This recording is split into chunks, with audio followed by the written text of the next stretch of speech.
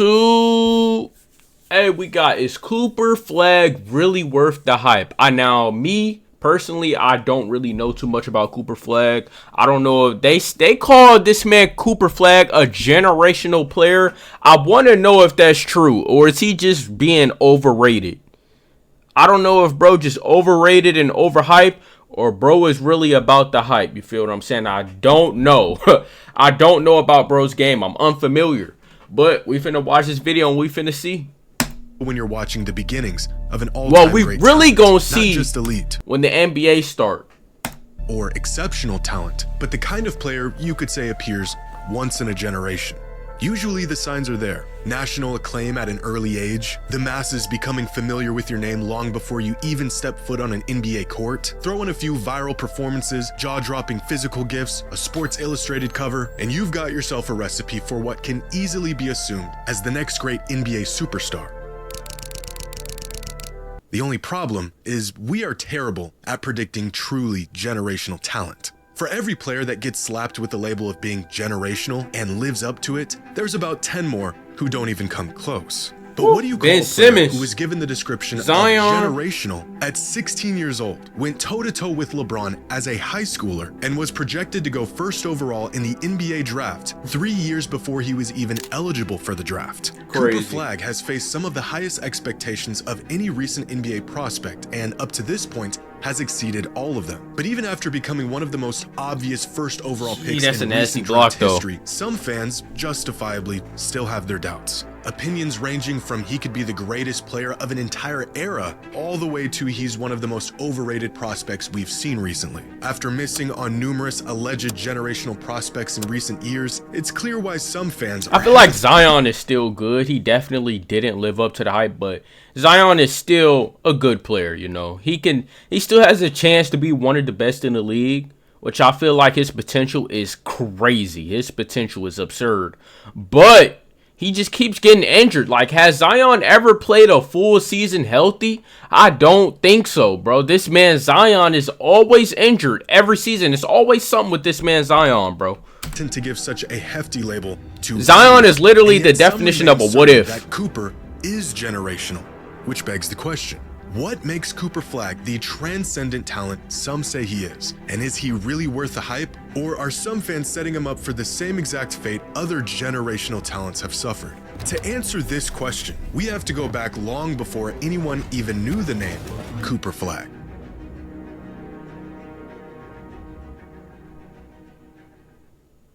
Today's video is sponsored by SeatGeek. Oh my goodness Whether you're looking gracious, for concert, bro. take 20 I am not about to go get a seat anywhere, buddy.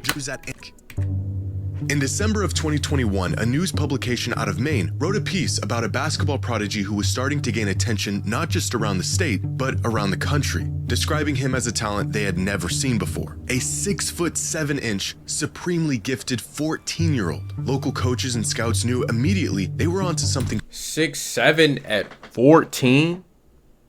Is this real? Bro, he was 6'7" at 14. Hold the fuck up, bro. Special Hold up. And early, because Hold this up. would be one of the first mentions of the name Cooper Flagg, a freshman who had yet to play a single game of high school ball, who many agreed they had never seen the likes of. Over the next 2 years, Cooper quickly became a national headliner, transferring to Montverde Academy and rising up the high school rankings. By the end of his sophomore season, it became clear that Cooper was, in fact, a talent unlike anything else in the country. The secret was out. Cooper Flagg may just be next up. A conversation that led to this. The first mention of Cooper Flagg not just as a great prospect, What? I don't understand what's making people say this, though. What is making people say that he's generational? I feel like sometimes we just throwing that word around. Like, what is making people say he's generational, though, bro? Prospect. This came out following a successful summer season where Flagg jumped up national rankings like from he can't just be a good player to the consensus #1 player in the country in his class. Like many others before him, the towering propositions about his game and what he might become began to ramp up. But being called generational isn't necessarily out of the norm for prospects of this caliber. However, what is out of the norm is the fact that this article was published on August 3rd, 2023, when Cooper was just 16 years old. At the time, 3 years away from being draft eligible. His incredible physical tools and NBA readiness already putting him in conversations with prospects like LeBron, AD, Zion, and Wemby before he even started his junior season in high school. But turns out that junior season would never come. Because just a week after getting compared to the best prospects of the 21st century, Cooper broke headlines when he decided to jump up a year and reclassify from the class of 2025 to the class of 2024. The result of Flagg jumping up a class and bypassing an entire season of basketball, he not only instantly became the #1 player in the country against players 1 to 2 years older than him, overnight he became the favorite to be selected first overall in the 2025 NBA draft. This man is 6'8" forward from Maine. Oh my, he's 6'8". Holy shit, bro. Oh my god. Oh my god. Yo. As a 16-year-old who had what is in the food? Sophomore year of high school, the rankings were of course correct. Cooper was still so far ahead of his competition that he was a shoo-in for the high school national player of the year just a few games into that season. Projections this bullish and this early are so rare that we've only seen them a handful of times. Back in 2001, when NBA scouts were already saying a 16-year-old LeBron was a surefire #1 pick, and more recently with Victor Wembanyama, who was projected to be the first overall pick 2 years before he was eligible for the draft. Outside of these two truly once-in-a-generation talents, even the most sought-after prospects do not face these expectations. It made sense with Wemby, though. I'm gonna be honest. It made sense with Wemby. Season where Cooper would face his biggest test yet. We never seen a skill type like Wembanyama ever. Like, he's what, 7'3" or 7'5", however tall he is. He's 7 something. I think he's 7'3". He's like 7'3", and he's like fading from logo, bro. He's 7'3" with a pure consistent jump shot. We've never seen that. 7'3" with handles. He can pass just like a guard. We've never seen that. So it makes sense for them to say the generational word around Wembanyama, but Cooper Flagg, I mean, I don't know. I don't know, man. That he was good enough to still dominate games at the college level. But before he even stepped foot on a college court, Cooper did what no high schooler had ever done before him. How do we know if Cooper Flagg will be able to play at the next level and compete against the best players in the world? Well, because he already played them. Last summer, at just 17 years old, Flagg was chosen to be a part of the USA men's select team, a team that would scrimmage LeBron, Steph, KD, and the rest of the Olympic Imagine being 17 playing with these gronies. A non-NBA player in over a decade and had never featured a high school kid. Now, the 17 playing with these pros, bro. Toe-to-toe against the NBA's best is for him to just fit in, soak in the moment, make the right plays, and just not be a liability. Cooper didn't just fit in.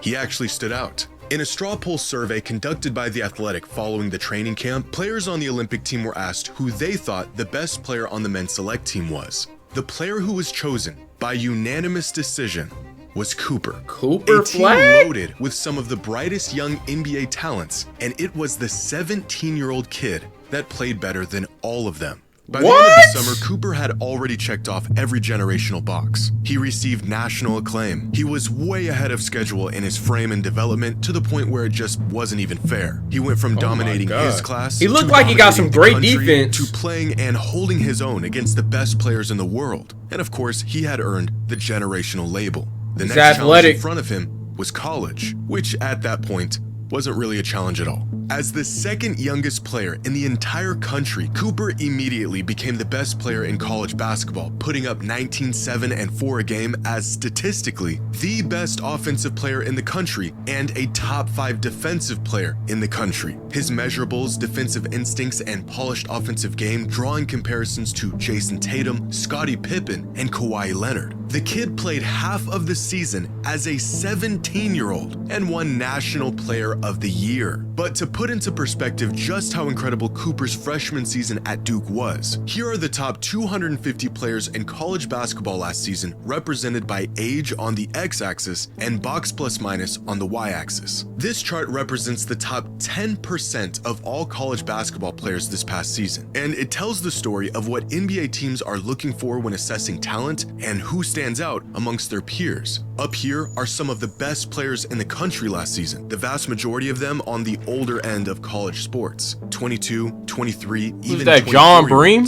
But the NBA isn't necessarily looking for the best prospects, they're looking for prospects with the most upside, young guys who have the highest ceiling. And this becomes clear if we highlight all 30 players selected in the first round of the 2025 NBA draft. All of these players had great seasons, but what really sets them apart from the other 2,400 collegiate players trying to get drafted is their youth. Look at the top picks in this year's draft, and all of them are much younger than their non-drafted counterparts. You could call this the draft zone, a recipe of being elite and extremely young, and landing here will greatly increase your odds of making it to the league. It's not just about being good, it's about being good early and having the potential to get a whole lot better. But if the best prospects in the country are here, where's Cooper Flagg? You guys are not gonna believe this. He's up here.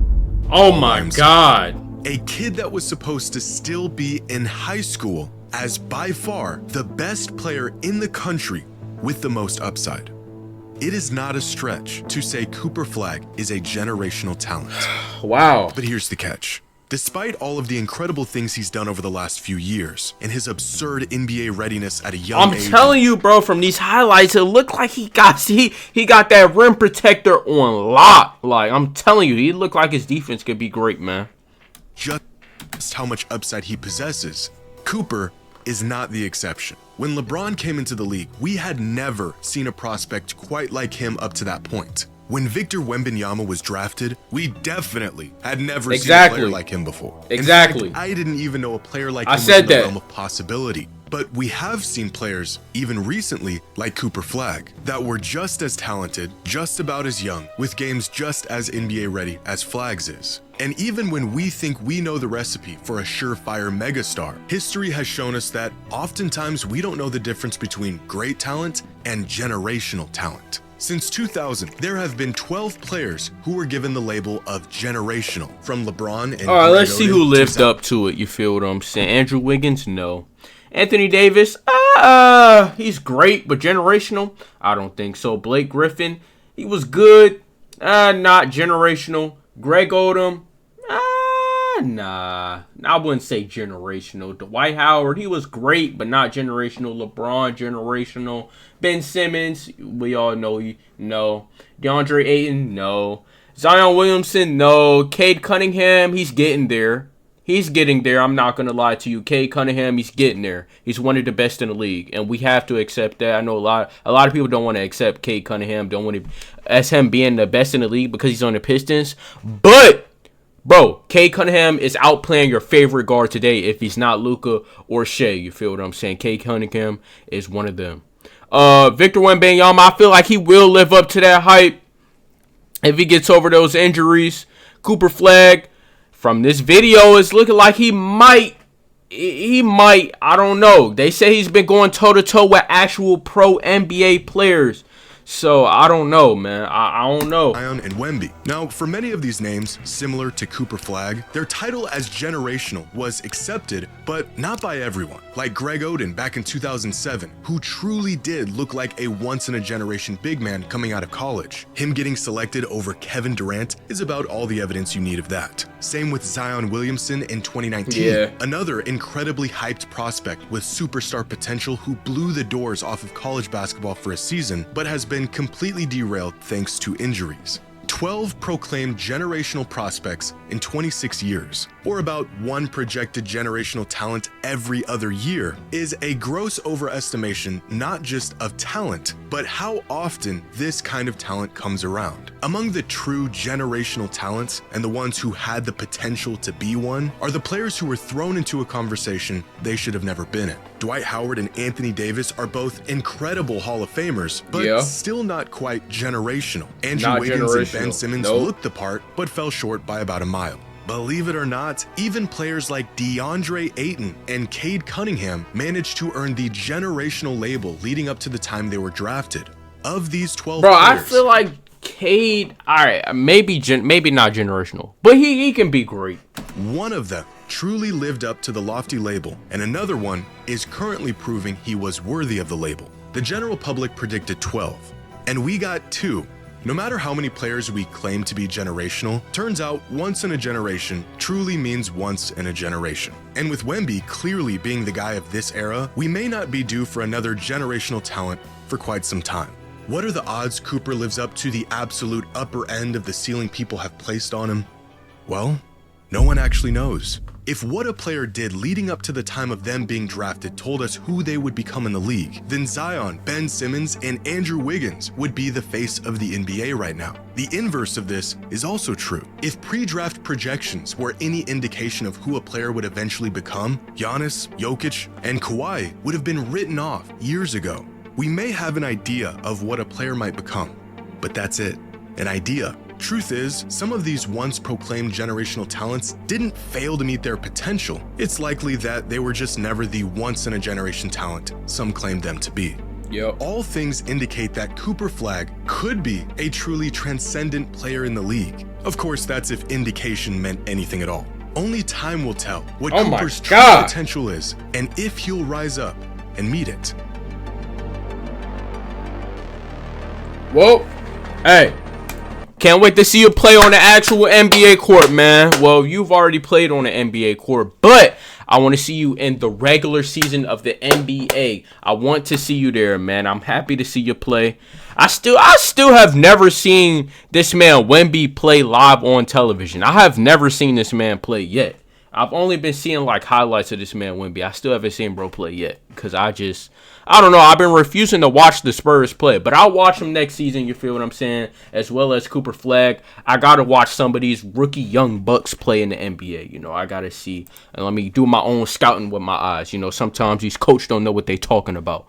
But with that being said, man, this was a great video by JxmyHighroller, and I'm going to see you on the next video, and I'm out, man. Peace. Make sure y'all like, comment, and sub up, man.